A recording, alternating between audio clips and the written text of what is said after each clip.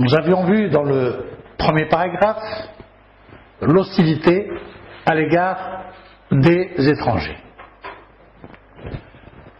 L'une des causes de cette hostilité est exprimée par la phrase « On s'est installé dans un territoire de certitude ». Ici, territoire signifie zone, partie. Pour à la limite employer l'image de ghetto. De certitude. Que signifie certitude? Sinon, un ensemble de vérités dont on est sûr et certain, des évidences, des convictions, des fortes croyances, des assurances. Un exemple de certitude qu'on pourrait dire vrai, c'est que tout a une fin. Ça, c'est une certitude, c'est une évidence, j'y crois fortement, j'en ai la conviction, j'en ai l'assurance. Mais là, dans cette zone, dans cette partie où on s'est installé dans des certitudes, ce sont des certitudes qui ne sont pas forcément vraies. Ce sont des représentations, des idées discutables.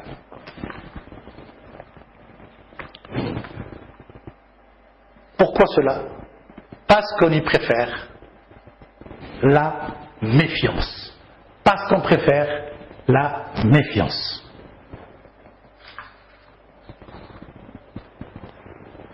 Alors, comme pour les autres textes, déjà vus, le on ici a son importance. Il joue un rôle stylistique important. C'est que ce on, ce pronom personnel indéfini,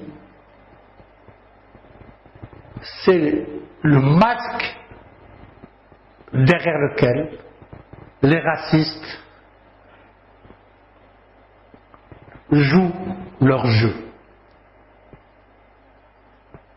C'est comme au théâtre, lorsqu'on porte un masque qui cache notre vrai visage. Ce on, ce pronom indéfini, on ne sait pas qui c'est tout un chacun et c'est tout le monde. C'est un élément et un ensemble. C'est la rumeur. Ce sont les habitudes, les comportements de certaines sociétés ou de certaines parties de la population qui agissent tous de la même manière, comme s'ils avaient été fabriqués dans le même moule.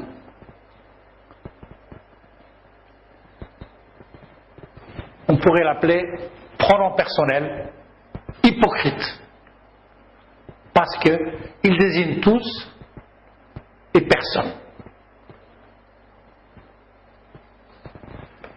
En conclusion de ce paragraphe, nous allons voir que l'auteur montre qu'une hostilité qui pourrait être une hostilité de surface, passagère, va se transformer en haine. Et la haine en racisme. La cause étant l'ignorance et le manque d'information. Et c'est cette ignorance, ce manque d'information qui va justifier le titre du texte.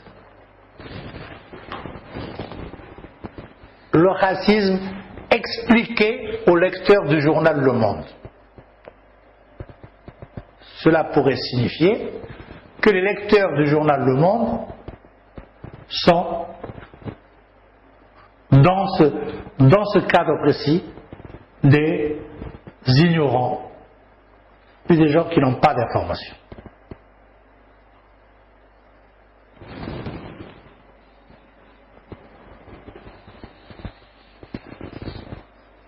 Mais l'auteur relativise sa position en disant à la fin du paragraphe, lisez avec moi, le glissement vers le racisme affiché, vers le racisme militant, se fait aisément en des moments de crise socio-économique et politique. C'est-à-dire, autrement dit, s'il n'y avait pas de crise socio-économique, s'il n'y avait pas de crise politique, il aurait moins de haine et donc moins de racisme.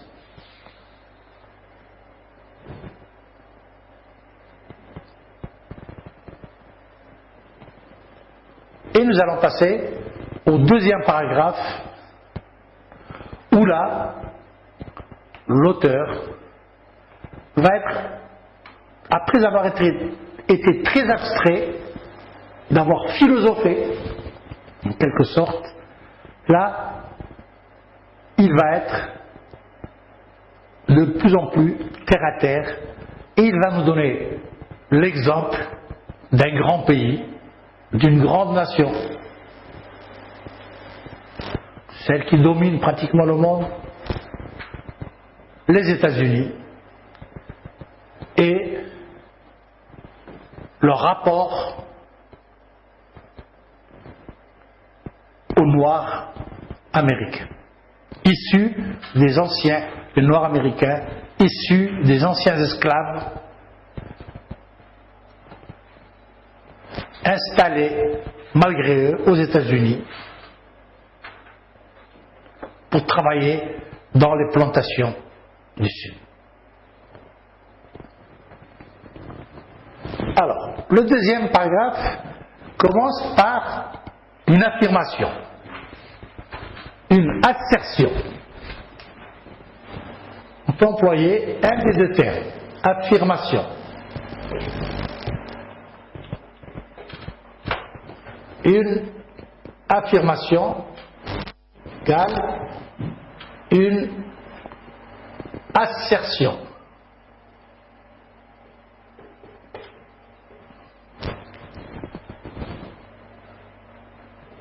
Donc je peux dire que le deuxième paragraphe s'ouvre sur une assertion, c'est-à-dire une affirmation. Et je vais citer le texte. L'autre devient l'indésirable, parce qu'il a le tort de renvoyer à la société où il est de passage une image où elle ne se reconnaît pas. Ça, c'est le constat, l'affirmation, l'assertion d'un constat. Ensuite, nous allons avoir des exemples. Un exemple. Alors, quelqu'un d'indésirable, c'est quelqu'un qui est un intrus. Intrus.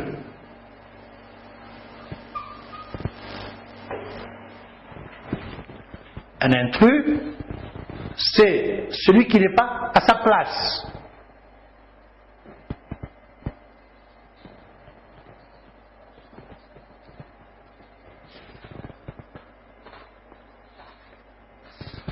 Il est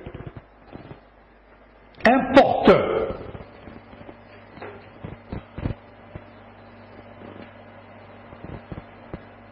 Vous connaissez le verbe importuner.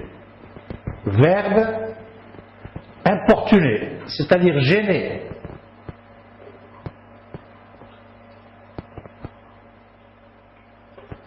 Arrête, je dirais souvent à votre camarade de classe, arrête de m'importuner, arrête de me gêner.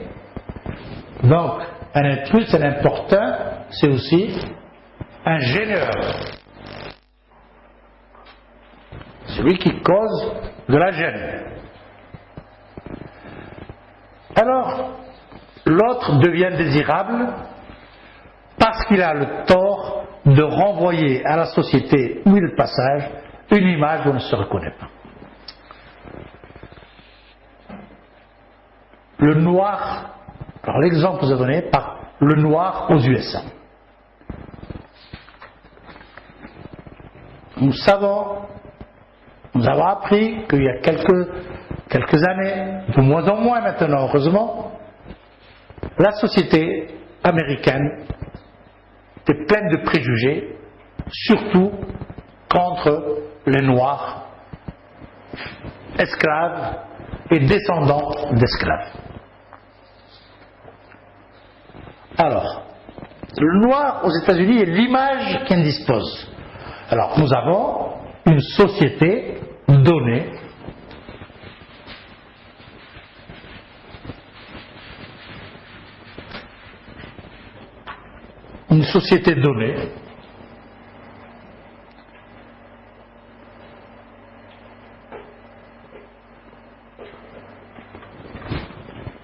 aux États-Unis, peuplée d'émigrants européens.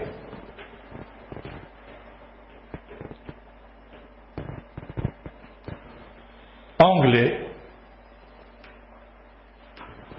allemands,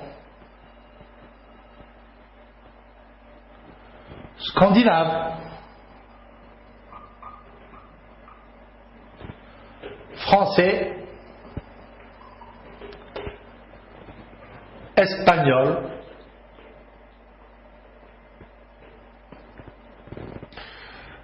portugais, grecs, tous ces Européens se sont installés aux États-Unis et ils ont repoussé les indigènes, les autochtones, les anciens habitants, les premiers habitants de l'Amérique et des États-Unis d'Amérique. Les Amérindiens. Amérindiens. On les appelle maintenant Amérindiens. À un moment donné, on les appelait Indiens tout court. Amérindiens. Les peaux rouges. Et regardez ce que ce terme de peau va signifier plus tard. Alors. Puis, il y a eu les esclaves, comme je vous l'avais dit tout à l'heure, des esclaves venus d'Afrique, noirs, pour travailler à la prospérité des Américains qui avaient la peau noire. Alors, dans ce pays de blancs, voir des rouges, c'est gênant. Ils sont intrus dans leur propre pays. Donc on les met dans des ghettos, pratiquement. Ensuite, les Noirs venus d'Afrique sont gênants. L'idéal, c'est d'avoir un peuple d'une uniformité de peau, d'une uniformité épidermique de l'épiderme blanche. Donc, comme conclusion, l'auteur nous dit que ce racisme est irrationnel, c'est-à-dire qu'il n'a pas de raison scientifique. La cause, parce que pourquoi on est raciste, il arrive à cette conclusion, on est raciste à cause de l'épiderme qu'on a. Tout l'irrationnel du racisme est là, la haine de l'autre à partir d'une question d'épiderme, c'est-à-dire de couleur de peau.